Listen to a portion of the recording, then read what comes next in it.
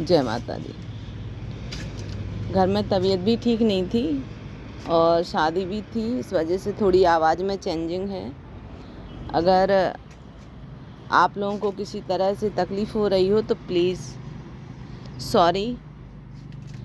आज कुछ हार्वेस्टिंग भी करेंगे क्योंकि छत पर भी हम 3-4 दिन से आए हैं, तो काफ़ी चीज़ें ऐसी हैं जो दिख रही हैं जिनकी हार्वेस्टिंग भी नहीं हो पाई है और काफ़ी मात्रा में जब वो बढ़ जाती हैं तो उनमें बीज भी पड़ जाते हैं, उनका टेस्ट भी कम हो जाता है।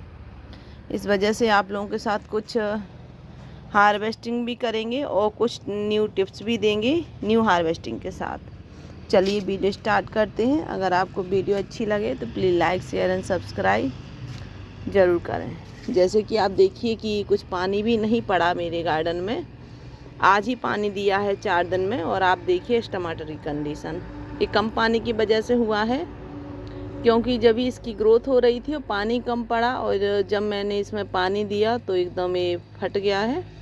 इस तरह से कंडीशन हो जाती है जब हमारा प्लांट बिल्कुल सूख जाता है, पानी की नीड होती है उसे और हम पानी नहीं देते हैं। सो इसी तरह से हमारे कई प्लांट रिएक्ट करते हैं। जैसे कि आप देखिए कई हमारे जो हम अपने गार्डन में ज़्यादा पत्तियां नहीं रखते हैं अपने प्लांट्स पर, क्योंकि अगर वो प्लांट्स पत्तियों पर ही लगा देगा अपनी पूरी एनर्जी तो फिर उसमें फ्रूट कहाँ से आएंगे। तो मैं हमेशा क्या करती हूँ, आप लोगों को भी शेयर करती हूँ कि आप इस तरह से जो इनकी बड़ी बड़ी पत्तियाँ रहती हैं आप उनको हार्वेस्ट करते रहिए। अगर आप हार्वेस्ट करते रहेंगे तो आपकी मेहनत भी बचेगी और साथ में आपको ज़्यादा मेहनत के तो करनी ही नहीं पड़ेगी, साथ में फ्रूटिंग ज़्यादा मिलेगी।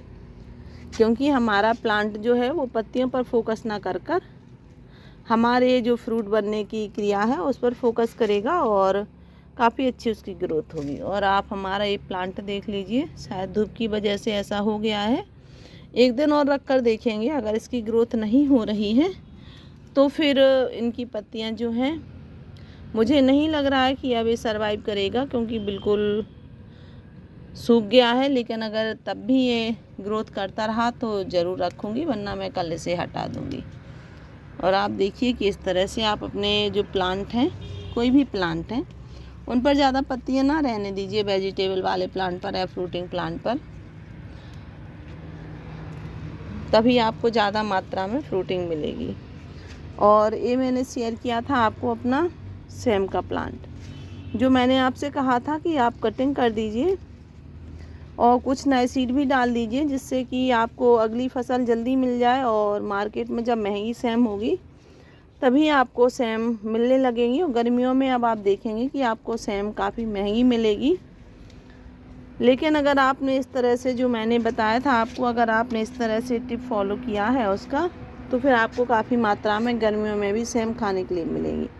जैसे कि आप देखिए कि मैंने कटिंग जब किया है तो आप देखिए कि इसकी जो नई फुटाव शुरू हो गए हैं और साथ में इसमें फ्रूटिंग भी स्टार्ट हो गई है।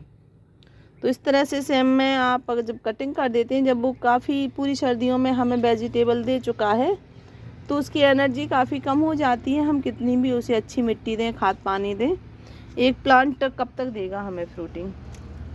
इस तरह से अगर आप उसकी केयर करते हैं तो काफ़ी लंबे समय तक, क्या आप 2 साल तक एक सेम के प्लांट पर फ्रूटिंग ले सकते हैं।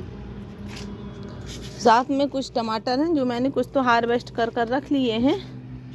फिर याद आया कि वीडियो बना दूं आपके साथ भी। छोटी सी हार्वेस्टिंग है, ज़्यादा हार्वेस्टिंग नहीं है, पर हाँ कुछ है, थोड़ी बहुत जो हार्वेस्टिंग है वो ज़रूर आपके साथ शेयर करूँगी। बस ऐसी छोटी छोटी सी हार्वेस्टिंग है।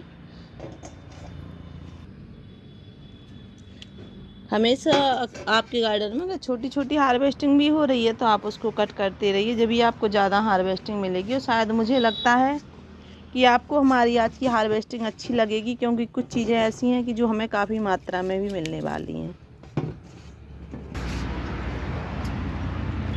इधर कुछ सेम फली भी लगी हैं।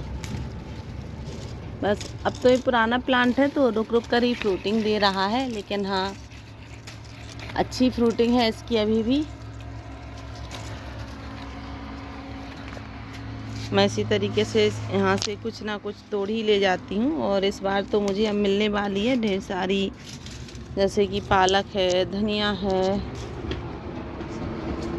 और मिलेगा मुझे काफ़ी ढेर सारी और भी। मुझे इधर चढ़कर देखना पड़ेगा तभी टूटेंगी ये।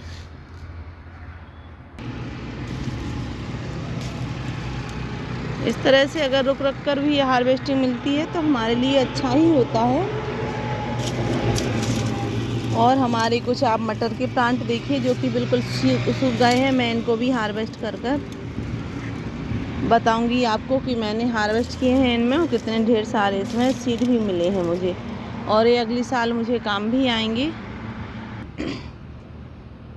और कुछ प्लांट हमारे जो धनिया के हैं, मैं इनको हटाने वाली हूँ इसमें से, क्योंकि मैंने न्यू सीड डाल दिए थे जो जर्मिनेट हो चुके हैं। तो अब मैं इधर क्या करूँगी, इसकी मिट्टी फिर से अच्छे से रिचार्ज कर कर इधर कुछ धनिया फिर से ग्रो कर दूँगी। और मेरे पास इस समय जगह भी कम है तो मैं इस पॉट को खाली ही कर दूँगी आज, पूरा तो नहीं, पर हाँ ऊपर ऊपर की जो मिट्टी है इसको हटाकर इसमें नए सीड डाल दूँगी, जिस वजह से मुझे गर्मियों में परेशानी ना पड़े। इस वजह आप भी इसी तरीके से अगर हार्वेस्टिंग करते हैं अपने घर पर, तो आप इस तरह से जो आपके प्लांट हैं इनको हटाते रहिए। अगर आपको ज़्यादा मात्रा में है आपके पास, तो जब आप इनको हटा देंगे, इनकी मिट्टी फिर से चार्ज कर देंगे, उनकी सफाई जो गंदगी है हमारे प्लांट पर उसको हटा देंगे, तो क्या होगा कि इनकी अच्छे से ग्रोथ तो होगी ही, साथ में हमें जो गर्मियों में हमें परेशानी होने वाली है वो नहीं होगी, क्योंकि हम इस मिट्टी को रिचार्ज कर लेंगे। और देखिए आप इस तरह से मेरे गार्डन में कई जगह धनिया लगा हुआ है, तो मैं अब इसी तरीके से धीमे धीमे इनको सबको हार्वेस्ट करने वाली हूँ। और आज की आप हार्वेस्टिंग देखिए, और आप देखिए कि मैंने इसको अच्छे से क्लीन कर लिया है। और इसकी जो नीचे की पत्तियां हैं उन्हें मैं हटा दूंगी, क्योंकि हटाने से क्या होगा कि उन्हें मिट्टी का टच नहीं मिलेगा, तो उनकी ग्रोथ अच्छी हो जाएगी। और इसमें मेरी एक लाल भाजी का प्लांट भी मैंने छोड़ दिया है जो काफ़ी बड़ा हो गया है और सीड भी देने लगा है, तो मैं इसे भी नहीं हटाऊंगी। जो धनिया वगैरह के हैं प्लांट बस वही हटा दूंगी, जिस वजह से क्या होगा कि जब हम इसकी मिट्टी हटाएंगे तो इसकी नई ग्रोथ फिर से शुरू होगी। और इस बार देखते हैं हम कि हम इसमें क्या हटाएंगे। जैसे कि आपने इधर देखा कि हमारा जो सेम का प्लांट है वो काफ़ी सूख गया है, इसमें भी पुराना प्लांट हो गया है काफ़ी, और कुछ ब्रांचें तो इसकी नई हैं, तो जो सूख गई हैं उन्हें मैं हटा दूंगी। इसकी पूरी ऊपर की मिट्टी को इस तरह से क्लीन कर कर, और हो सकेगा तो मैं इसकी करीब 2-3 इंच की मिट्टी हटा दूंगी, इसमें नई खाद भी दूंगी और इसे छोड़ दूंगी करीब 1 दिन की धूप में। और बहुत तेज़ धूप पड़ने लगी है अब, तो नई धूप में जब इसे धूप मिलेगी, बहुत तेज़ धूप मिलेगी, तो ये प्लांट अपने आप ग्रोथ अपनी करेगा। और जो हमारा जो अमरूद का प्लांट है, इसमें अमरूद का प्लांट लगा है, आप देखिए इसकी फ्रूटिंग साइज कितनी अच्छी है, और अभी ये और भी बढ़ेगा और इसमें नए नए फ्रूट भी आ रहे हैं, तो इसको भी नीड रहेगी अब नई खाद पाने की। इस वजह से इसका भी मुझे अब ख्याल ज़्यादा रखना पड़ेगा अगर मुझे इसमें से फ्रूटिंग चाहिए तो मैं इस तरह से इसको क्लीन कर लूँगी। और इसकी करीब मैं अब 3-4 इंच की मिट्टी हटाने वाली हूँ, नई कंपोस्टिंग में लाऊँगी, इसमें नई खाद वाली मिट्टी में लाऊँगी, जिस वजह से मुझे अब गर्मियों में कोई भी परेशानी का सामना ना करना पड़े। और जो मेरे ऐसे प्लांट हैं जिनसे मुझे सीड चाहिए हैं, बस उनको मैं छोड़ने वाली हूँ। उनमें से कौन कौन से प्लांट हैं, जैसे कि सरसों का है एक, ये हमारी लाल भाजी का है, और एक ये ब्रोकली का लगा है। तो इसमें तो अभी फ्रूटिंग स्टार्ट ही नहीं हुई है, तो बस इस तरह से इसमें मैं फ्रूटिंग लूँगी और इसमें नया प्लांट जब भी ग्रो करूँगी तो आपके साथ ज़रूर शेयर करूँगी। अगर आपको वीडियो अच्छी लगी हो तो प्लीज़ इसे सब्सक्राइब ज़रूर करें। Thank you.